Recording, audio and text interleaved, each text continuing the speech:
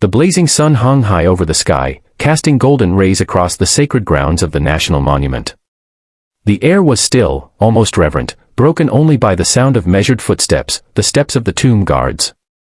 Among them was a figure who stood out, not because of weakness, but because of her quiet strength.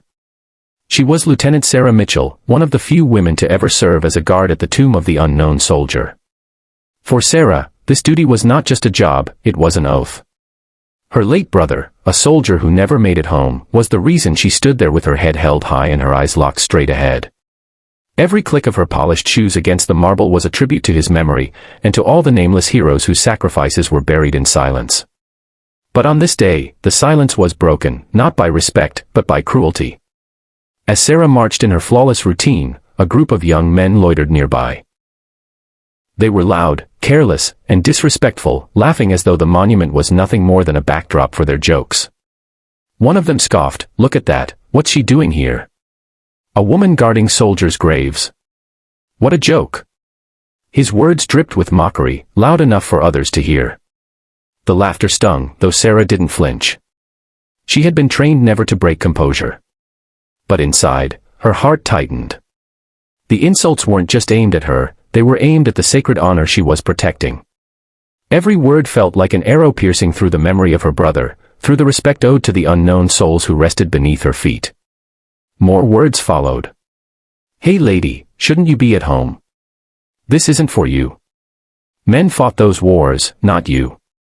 The others chuckled, egging each other on. They thought it was funny, but the truth was, they didn't understand. Sarah's challenge wasn't just enduring the grueling physical training that every tomb guard must complete. It wasn't just the endless hours of marching, the sleepless nights, the blistered feet, or the scorching sun.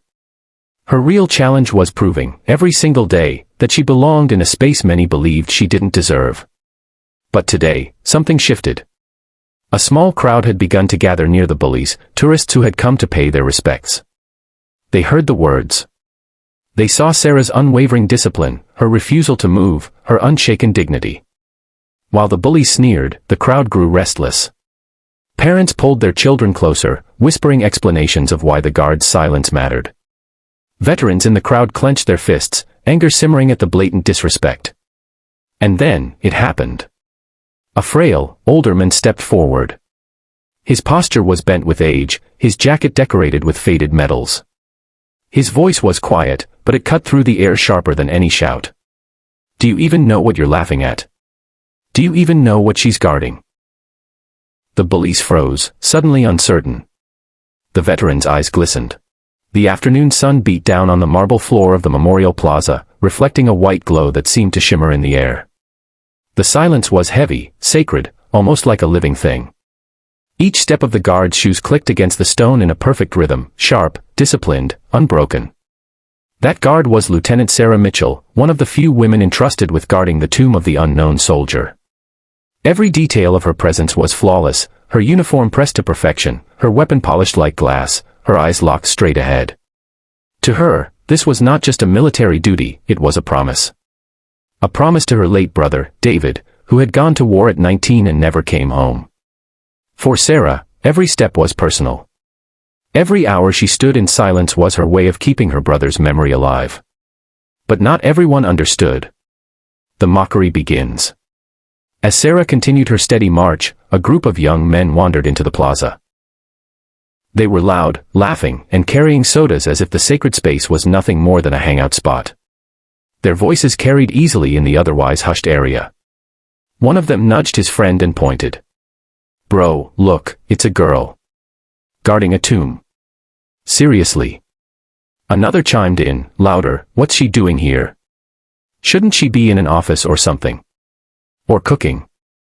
The group burst into laughter, their voices echoing in the air. Tourists frowned, but no one spoke yet. Sarah heard every word. She always did. But her face didn't move. Her body didn't flinch. Her duty demanded silence, discipline, and dignity, no matter what was thrown at her. Still, the insults dug deep, not because they mocked her, but because they disrespected the soldiers she stood for. Her challenges behind the uniform. What those young men didn't know was how hard Sarah had fought to earn her place here. The training to become a tomb guard was brutal. Weeks of memorization, every line of history, every tradition. Hours of marching drills until her legs felt like lead. Nights with almost no sleep, repeating routines until perfection became second nature. Many men had quit, but Sarah never did. She had endured sneers even from within the ranks at first, people doubting her strength, her focus, her right to wear the badge of honor. But every challenge had forged her into steel. So now, as the bully sneered, she remained as still as the marble around her. She was stronger than their words. The crowd reacts.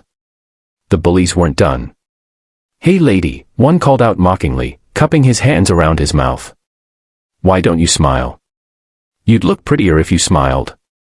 Laughter again. Louder this time. But something unexpected began to happen. The crowd, families, tourists, veterans, started to shift. Parents pulled their children closer, whispering, "Don't listen to them. Watch the guard. This is respect." Veterans in the crowd clenched their jaws, their eyes narrowing. And then, finally, someone stepped forward.